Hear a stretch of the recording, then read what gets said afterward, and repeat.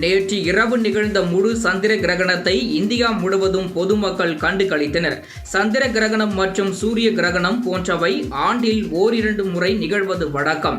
இது போன்ற சந்திர கிரகண நாளில் பல மூடப்பழக்கம் கொண்ட செய்திகளை பரப்பிடுவதும் அதை பொதுமக்கள் உண்மை என்று நம்பி அதை கடைபிடிப்பதும் வழக்கமாக உள்ளனர்.